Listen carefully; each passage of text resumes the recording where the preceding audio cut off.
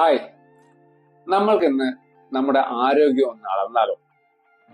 അതിനുള്ള വഴികളാണ് ഇന്ന് നമ്മൾ ഈ വീഡിയോയിൽ കൂടെ ഡിസ്കസ് ചെയ്യാൻ പോകുന്നത്. അതിന് പ്രധാനമായിട്ടും രണ്ട് കാറ്റഗറി ഓഫ് മെത്തേഡ്സ് ഉണ്ട്. അതിൽ ആദ്യത്തേത് ആന്ത്രപ്പോമെട്രിക്കൽ പാരാമീറ്റേഴ്സ് ആണ്. അതായത് നമ്മുടെ ശരീരത്തിന്റെ ഫിസിക്കൽ മെഷർമെന്റ്സും അതിന്റെ റേഷ്യോസും എടുക്കുകയാണ്.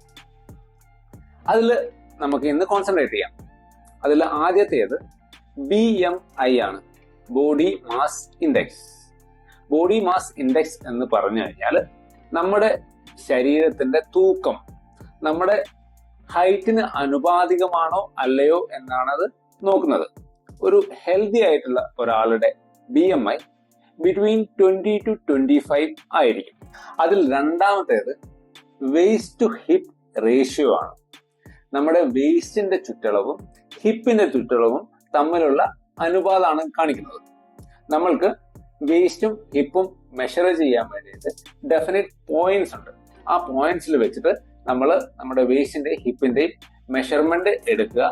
അത് മെയിലാണെങ്കിൽ 0.95 താഴെയായിരിക്കണം, ഫീമെയിൽ ആണെങ്കിൽ 0.88 താഴെയായിരിക്കണം.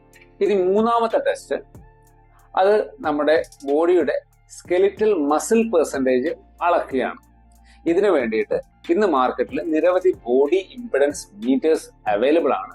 വളരെ കുറഞ്ഞ വിലയ്ക്ക് ഇത് നിങ്ങൾക്ക് മാർക്കറ്റിലും മറ്റ് ഇ കൊമേഴ്സ് പ്ലാറ്റ്ഫോമിലും അവൈലബിൾ ആണ്. ഇനി നാലാമത്തെ important body parameters body fat percentage, ശരീരത്തിലുള്ള കൊഴുപ്പിന്റെ ശതമാനമാണ്. ഇതും നമ്മൾ നേരത്തെ പറഞ്ഞ ബോഡി ഇംപെഡൻസ് മീറ്റേഴ്സ് വഴി നിങ്ങൾക്ക് പരിശോധിക്കാവുന്നതാണ്.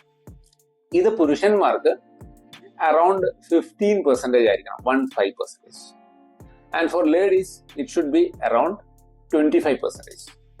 അപ്പോൾ നമ്മൾ ഇന്ന് ഡിസ്കസ് ചെയ്തത് 4 ഇമ്പോർട്ടൻറ്റ് പാരാമീറ്റേഴ്സ് ആണ്. അതിൽ ആദ്യത്തേത് BMI ആയിരുന്നു, രണ്ടാമത്തത് വേസ്റ്റ് ടു ഹിപ്പ് റേഷ്യോ ആയിരുന്നു, മൂന്നാമത്തത് സ്കെലിറ്റൽ മസിൽ പെർസെൻറ്റേജ് ആയിരുന്നു, നാലാമത്തത് ബോഡി ഫാറ്റ് പെർസെൻറ്റേജ് ആയിരുന്നു.